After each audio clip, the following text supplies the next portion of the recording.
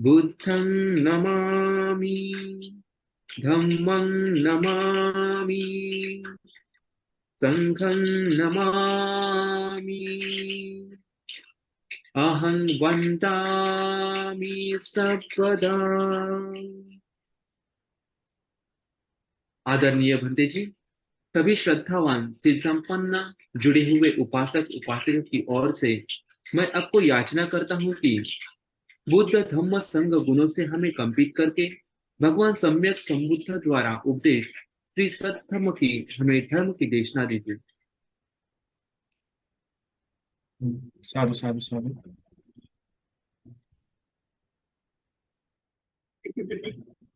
सबसे पहले मैं तथागत अरहंत सम्यक संबुद्ध जो इस श्लोक और लोकांतर का ज्ञान रखते हैं, उनका स्वाख्यात धम्म जो कि निर्वाणगामी है, और उसी प्रकार उनका अंजलि करने योग्य संघ को भी मैं त्रिवार वंदन करता हूँ। आज जिनकी कथा है उनका नाम है वंगिस, अरहंत मुनि वंगिस। बड़ी विशेषता है इनकी, क्योंकि ये कवि के रूप में भी जाने जाते हैं। एक वह भिक्षु जिनकी कविताएं आपको बहुत सुनने के लिए आएंगी, और एक वो भिक्षु जो कवि थे, है ना। क्योंकि हमें ऐसा बड़ा ऐसा सुनने में, अगर जो नए होंगे जिन्होंने धर्म को इतना नहीं पढ़ा होगा, तो बड़ा ऐसा अजीब लगेगा सुनने में कि भिक्षु भी कवि हो सकता है क्या। तो हाँ, यह कवि थे, है ना। कवियों में मतलब प्रतिभावना करने में, अपनी भावनाओं को अच्छे शब्दों में व्यक्त करने में कोई अग्र था, तो हमारे वंगिस, अरहंत मुनि भिक्खु वंगिस थे। और बनते वंगिस जो थे, इनकी बड़ी बड़ी अटपटी कहानी है ना। हम जब इनकी कथा जानेंगे तो हमें पता ही चलेगा। पर यह जो थे कवि थे, है ना। और ये कवि होना कोई नई बात नहीं है। बौद्ध साहित्य में देखते हैं कि हम भगवान को भी हम देखते हैं कि भगवान के समय भी कई सारे व्यक्ति कवि के कविताओं के रूप में भगवान से प्रश्न पूछे, पहेलियों के रूप में भगवान से प्रश्न पूछे। और यहाँ पता चलता है भगवान की सर्वज्ञता। इन दृष्टांतों में, इन अवसरों पे जब भगवान ने प्रत्युत्तर दिया, तो भगवान सही में सर्वज्ञ है, भगवान सही में लोक लोकांतरा ज्ञान जानते हैं, उनसे कोई बात छुपी नहीं है, और वो उनको उसी शब्दों में भगवान ने जवाब दिया है। अगर किसी ने कविताओं के रूप में भगवान को प्रश्न पूछा, तो भगवान ने भी कविताओं के रूप में ही जवाब दिया। किसी ने पहेली के रूप में भगवान को प्रश्न पूछा, तो भगवान ने भी उसी शैली में उस पहेली का क्या दिया है, उत्तर दिया है। तो भगवान की जो विद्वत्ता है, भगवान की जो प्रज्ञा है, इससे भी पता चलता है भगवान की प्रज्ञा के बारे में। अब कविता मतलब कोई मामूली बात नहीं होती। जब कविता, हम सिर्फ ऐसा नहीं होता कविता मतलब लिखे दिए। कविताओं में यमक होते हैं, कविताओं में बहर होती है, कविताओं में मीटर होता है ना। शब्दों का नापतोल होता है कविताओं में, तो इतनी सरल नहीं होती है कविता। तो आज उन्हीं की कई बात है, बनते वंगिस। अब जिस प्रकार बाकियों की जो कथा शुरू होती है, उस तरह वंगिस बनते की भी पदुमत्तर बुद्ध के शासन काल से ही शुरू होती है। वहां पे पदुमत्तर बुद्ध के समय में उन्होंने एक भिक्षु को देखा, जहाँ पे पद्मोत्तर भगवान ने एक भिक्षु को इस प्रकार अपनी प्रतिभावना व्यक्त करने में, कविताओं के रूप में व्यक्त करने में, एक भिक्षु को अग्र स्थान में रखा। तो उसने लगा कि मैंने भी ऐसा होना चाहिए। तो आने वाले बुद्ध के समय के लिए अपना संकल्प मधुमत्तर बुद्ध के सामने में प्रकट करता है। 7 दिन लगातार भगवान बुद्ध और भिक्षु संघ को भोजन दान देने के बाद, वो 7वें दिन भगवान के सामने में पदुमत्तर भगवान के सामने में अपनी इच्छा प्रकट करता है। भगवान से कहते हैं कि आने वाले गौतम बुद्ध के शासन काल में यह जो तेरा संकल्प है क्या होगा, पूर्ण होगा। इस प्रकार से काल बीतता है। काल बीतते हुए तथागत गौतम बुद्ध का शासन काल आता है। अब गौतम बुद्ध के शासन काल में इसका भी जन्म होता है। इसका जब जन्म होता है तो ब्राह्मण कुल में जन्म होता है। अच्छी प्रकार से जो वेद है, उस समय के जो वेद है, उन वेदों को, विद्याओं का अर्जन करके हुए वो एक मंत्र भी सीख लेता है। जिस मंत्र का नाम रहता है छवासित या छवासित, ऐसा कुछ मंत्र उसका नाम रहता है। वो मंत्र सीख लेता है ना। और उस मंत्र के प्रताप से क्या होता है, अगर किसी की भी खोपड़ी, है ना, जो स्कल होता है, किसी का भी स्कल, मतलब 3 साल पहले जब कोई भी व्यक्ति मरा हुआ हो, और उसका स्कल आपने, उसका खोपड़ी अगर उस ब्राह्मण के सामने, वंगिस के सामने ला के रख दिया, तो उस खोपड़ी के ऊपर वो, उस खोपड़ी के ऊपर से 3 बार ठटकाता है। 3 बार, 1 2 3 बार जितने हिसाब से ठटकाता है अपने नाखून से, और वो मंत्र बोलता है। और वो मंत्र बोल के वो जान लेता है कि यह मरने के बाद अभी कहाँ पे है, देवलोक में है या नरक लोक में है या प्रेत योनि में या किस लोक में अभी यह वास कर रहा है, वह वंगिस बता देता था। यह उसके मंत्र का वो प्रताप है, उस मंत्र के बलबूते पे ऐसे, तो इसी के बलबूते पे वो अपनी आजीविका भी यापन करता था, उसका जो जीवन इसी के, और कई सारे ब्राह्मणों ने भी फिर उसको इसी के बलबूते पे पॉपुलर किया, और उसके थ्रू खुद भी पेट भरते थे और उसका भी पेट भरते थे, है ना, इसके थ्रू पैसा अर्जन करते थे। तो ऐसे ही एक बार फिरते फिरते इस गांव से उस गांव, उस गांव से इस गांव होते हुए कई सारे गांवों में गया, और ऐसे ही बीतते बीतते एक श्रावस्ती में शायद से उनका आना हुआ। तो वहां पे बुद्ध की कीर्ति पहले ही फैली हुई थी, तो यह इसके कानों तक भी क्या हुई, बुद्ध की कीर्ति आई। इसके कानों तक भी बुद्ध की कीर्ति आई, और भगवान की कीर्ति जब इस तक भगवान की कीर्ति जब इस तक आई, तो इसको मिलने की इच्छा हुई कि चलो जाके मिलते, पर इसके बाकी सारे लोग समझाते कि नहीं नहीं, वो गौतम बुद्ध बड़े शक्ति है, बड़े मायावी है, तुझे फंसा लेंगे, तुझे बदल देंगे, तू भी उनके झांसे में आ जाएगा, मत जा। तो कहता है नहीं नहीं नहीं, अब इतनी नहीं कीर्ति सुनी तो मैं भी जाके जाके मिलूं, देखूं कैसे है वो, और मेरा भी मंत्र कुछ कम नहीं है, मैं अपने मंत्र जीतूंगा उनको। तो जाता है, वैसे ही सभा ऑर्गेनाइज होती है, सभा का बुलावा होता है, तो वो जाता है वहां पे, बुद्ध के पहले ही जाता है और बैठ जाता है। भगवान भी बाद में जाते हैं, हाल चाल पूछते हैं, भगवान भी बैठ जाते हैं। फिर भगवान पूछते हैं क्या, क्या है तुम्हारा गुण, क्या है तुम्हारा क्या है तुम्हारी, ऐसे मतलब क्या तुम सद्गुण है, क्या किस बात से तुम अपनी आजीविका वगैरह बिताते हो। तब वो मंगीज बताता है भगवान को कि देखिए, मैं इस छवासित मंत्र है, इसके पठन से मैं, मेरे में ये बल है, मैं ये जान सकता हूँ कि मरने के बाद यह कहाँ पे उत्पन्न हुआ है, इसी क्या गति हुई है, नर्क गया है, स्वर्ग गया है, नर्क में कौन सा नर्क गया है, प्रेत योनि में गया है, पशु योनि में गया है, असुर योनि में गया है, देवता योनि में कौन सी देवता योनि में गया है, तावंतिसा तुषिता वगैरह वगैरह, इस प्रकार मैं बता सकता हूँ। तो भगवान कहते हैं अच्छा, अच्छी बात है। तो भगवान अपने रिद्धि बल से चार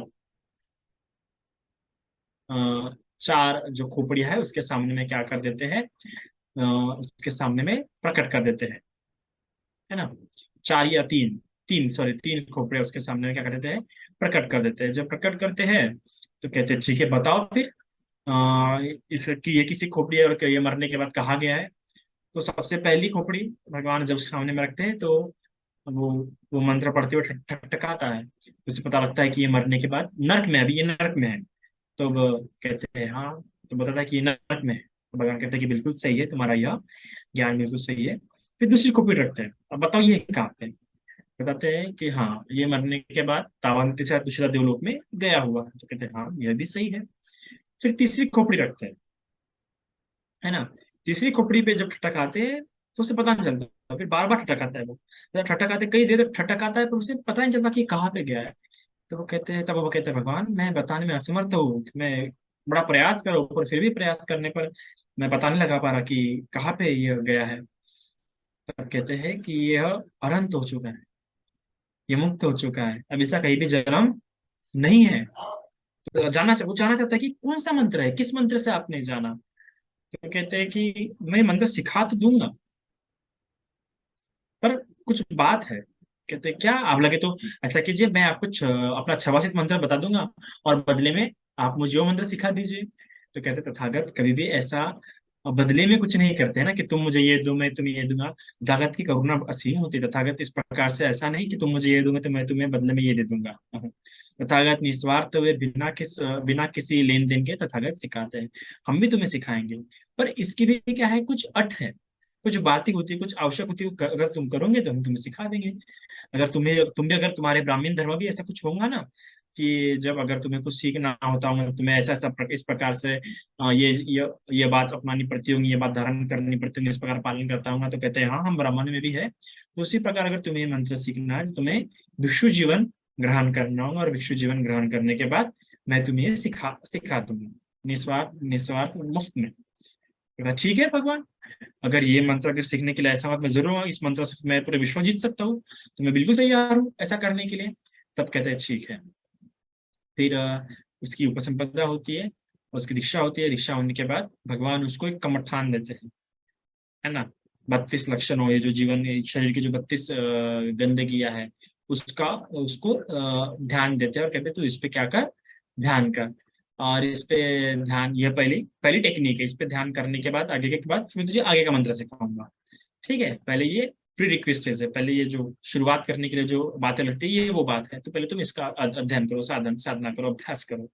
वो करता है इसका साधन, इसका अभ्यास करता है, करते करते करते वो अनंत हो जाता है, अनंत हो जाता है, मुक्त हो जाता है। फिर जो जानना था वो सब जान गया, क्योंकि अनंत मतलब जो जानना होता है वो जान लिया था, जिस वो अवस्था ही ऐसी होती है। तो फिर क्या होता है कि अ, फिर जो ब्राह्मण होते हैं, बाकी जो ब्राह्मण होते हैं कि जो जिन्होंने जाना था कि इसने भगवान के सामने क्या लिया है, दीक्षा लिया है, तो बाकियों की इच्छा होती है कि चलो बाबा जाके देखते हैं कि कितनी प्रगति हुई है उसकी, उसने बुद्ध के पास से वो मंत्र सीखा है कि नहीं सीखा है। तो वो जाते हैं उसके पास पूछने के लिए और कहते हैं क्या सीख लिया कि नहीं सीख लिया वो मंत्र बुद्ध के पास से। वो कहता है कि कृपा करके तुम चले जाओ और अभी मेरे पास आना भी मत, और मुझे भी इन सब कामों में रुचि भी नहीं आती है। तुम अपना खुद देखते बैठो, मुझे इन सब में अपना सहभागी मत बनाओ, क्योंकि कोई भी अरंता ऐसे स्वार्थ के लिए, ऐसे धन के लिए इस प्रकार का विद्या इस्तेमाल नहीं करता है। तो वो लोग कहते भी देखा, हम तुझे कहा भी था कि ये बुद्ध बड़ा मायावी है, ये शमन गौतम मायावी है, शटी है, अपने अपने ये बहला लेता है, फुसला लेता है, देख तुम भी आगे ना, तो तुम बिल्कुल गलत समझ रहे हो बुद्ध को, ऐसा कुछ भी नहीं है। सही मात्रा में तो बुद्ध ने मुझे मार्ग दिखा दिया, जो प्राप्त करना चाहिए था मैंने वो प्राप्त कर लिया, तो कृपया करके तुम इस प्रकार से मुझे विचलित मत करो, मुझे व्याकुल मत करो। तो इस प्रकार से तथागत को देखो तो कितनी कथा कितना प्यारा है ना, कि वो किस उद्देश्य से आया था इस धर्म में, कि मंत्र सीखने के उद्देश्य से इस धर्म में आया था। पर देखो भगवान की शिक्षा में वो इस प्रकार से रम्मान हो गया, भगवान की शिक्षा से इस प्रकार प्रभावित हो गया, इस संसार को इस प्रकार देखना शुरू किया और इस प्रकार धर्म को जान लिया। उसका उद्देश्य भले ही कुछ और होगा आने का, पर देखो आने के बाद किस प्रकार वो धर्म में क्या हो गया, प्रगति पर कर गया कि अनंत हो गया। तो हम देख सकते हैं कि भले ही धर्म में हमारे आने के कुछ भी उद्देश्य हो सकते हैं, कोई अपने बच्चों के दुख के कारण आया हो सकता है, कोई कोई शारीरिक तकलीफ के कारण आया होगा धर्म में, कोई मानसिक तकलीफ के कारण आया होगा, कोई किसी से परेशान होकर आया होगा, कोई कर्ज से, कोई भाग के, ऐसे किसी न किसी कारण से आया होगा इस धर्म में। पर ये धर्म की शिक्षा अगर वो अच्छी प्रकार सुनता होगा, कम से कम एकादशी तो सुनता हूँ, तो इस धर्म की शिक्षा में इतना सामर्थ्य है, इतना सामर्थ्य, इतना बल है कि आपको भी तरा देगा, आपको भी किनारे लगा ही देगा। इस शिक्षा का ये सामर्थ्य है। और भी शिक्षा की खास बात है कि भगवान बुद्ध बताते भी कि जिस प्रकार समुद्र में अगर कोई भी मरा पड़ा शरीर गिर जाए तो समुद्र से किनारा लगा देता है, तो उसी प्रकार जो कोई व्यक्ति दुष्शील होगा, जो कोई व्यक्ति खराब होगा, तो अपने आप वो किनारे लग जाएंगे, आपको चिंता करने की जरूरत नहीं है इसकी उसकी। ये धर्म का सामर्थ्य है, ये धर्म का बल है। तो देखो वंगिस भी क्या हो गया कि इस प्रकार से धर्म में आ गया और जल्दी अरहंत हो गया। फिर समय समय पे जब भी वैसे कोई घटना दिखता था, जैसे कि अगर कोई ऐसा महान भिक्षु भगवान से मिलने के लिए आया, भगवान ने कोई अद्भुत बात दिख रहा था, तो इतना उसके मन में रह ही नहीं रहता और अपने आप उसके मुंह से क्या निकल रही थी, भगवान के लिए कविता, भगवान की एकदम एकदम ऐसा सूरज के साथ, चंद्रमा के गुणों के साथ, तारों के गुणों के साथ ऐसा वर्णन करते हुए बुद्ध के, धम्म के, संघ के या किसी भिक्षु के वो गुण उसके मुंह से अपने आप निकल आ जाते थे। लोग को हैरानी होती थी कि भाई ये कवि है, ये अरन, ये कैसा भिक्षु है, भिक्षु होने पर भी क्या कह रहा है, ये कविताएं कह रहा है, गा रहा है कविताओं, क्योंकि कविताओं को कुछ लोग गाते भी थे ना, हम देखते हैं कि कविताओं का एक गाने का भी एक तरीका होता है। इस प्रकार हम देखते हैं मैथिली शरण गुप्ता वगैरह ऐसे कैसे कवि थे, अनामिका वगैरह आपके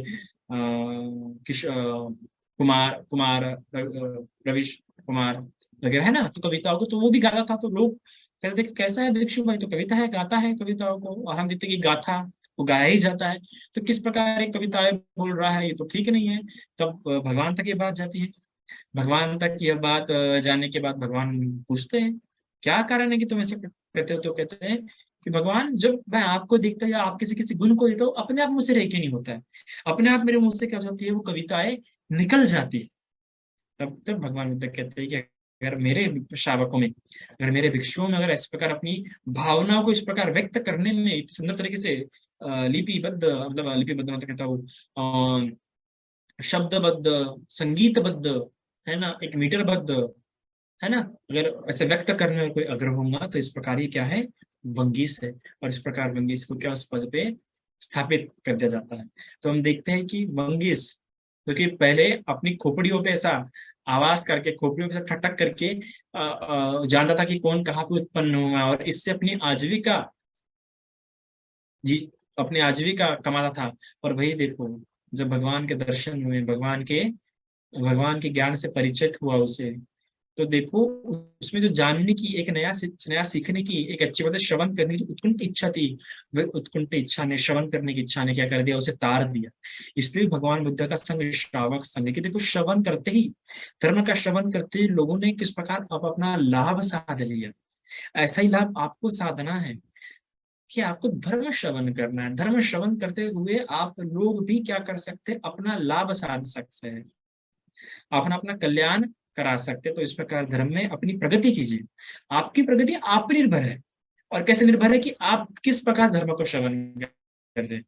कहीं आप किसी भिक्षु की परखने के लिए या अपने बुद्धि विलास के लिए धर्म श्रवण करे तो नहीं। धर्म में श्रद्धा उत्पन्न हो, ये सुनते सुनते आपको एकदम श्रद्धा उत्पन्न हो, प्रीति से भर जाए, प्रीति उत्पन्न हो जाए, एकदम ऐसा शरीर पे ऐसा ऐसा लगे कि क्या आनंद से मैं क्या सुन रहा हूँ, ये क्या शब्द है। अरे भगवान जिस प्रकार वो हम देखते कि अम्रपाली का जो वचन था कि हाय सत्यवादी बुद्ध के वचन कभी गलत नहीं होते। वो अनाथ पिंडिका का जो बोध था कि अरे, उससे अगर कोई भी शंका भी मन में उत्पन्न होती थी तो उससे पूरा विश्वास था कि ये शब्दों में, भगवान की वाणी में, ये जो बुद्ध वचन है, बुद्ध वचनों में इतना सामर्थ्य है कि मैं सब्र रखूं और ध्यान से सुनूं, तो मेरे जो शंका है वो भी क्या हो जाएंगे, आगे जाके हल ही हो जाएंगे। तो ये अपनी अपनी श्रद्धा से जो लोगों ने, उस समय के लोगों ने धर्म सुना और आज धर्म सुनते आ रहे, तो लोग अपने आप को तार दे रहे हैं।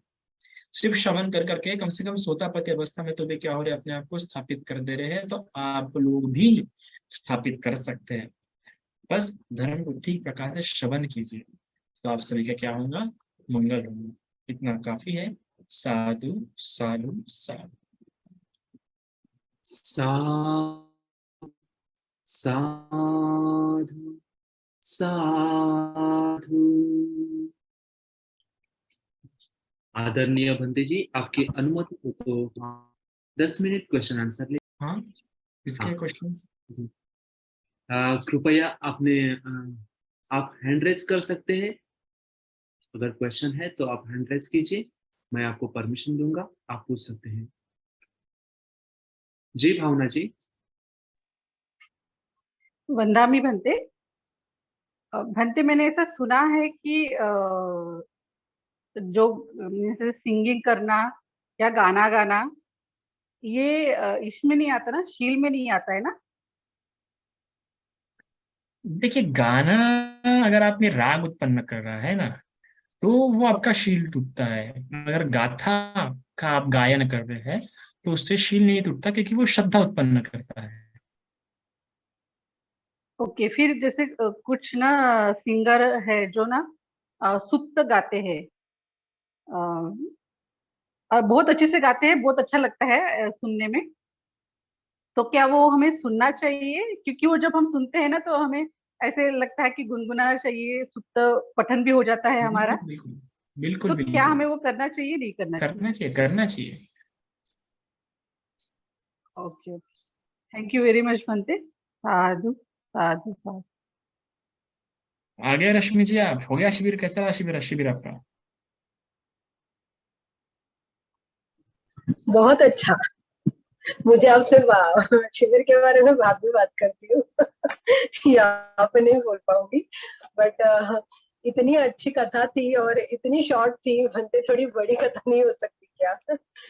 मतलब सवाल तो पैदा, नो डाउट कोई सवाल ही नहीं है, जो भी था आपने क्लियर किया।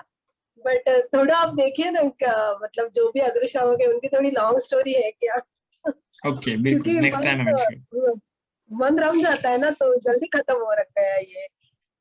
Sure sure, next time I will take care of that. ठीक है, ओके।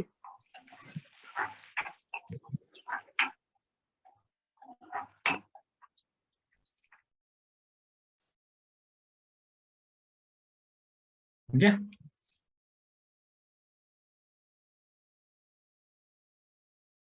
प्रीति का अर्थ, प्रीति का अर्थ ऐसा होता है कि आपका शरीर पूरा आनंद से भर जाता है। प्रीति मतलब एक तरह का सुख है, पर वो सुख से थोड़ा सा भिन्न है। साधु साधु साधु। आदरणीय बंते जी, आपको बहुत बहुत साधुकार। सभी जुड़े हुए श्रद्धावान उपासक उपासिका सभी को नमो बुद्धाय और बहुत बहुत साधुवाद।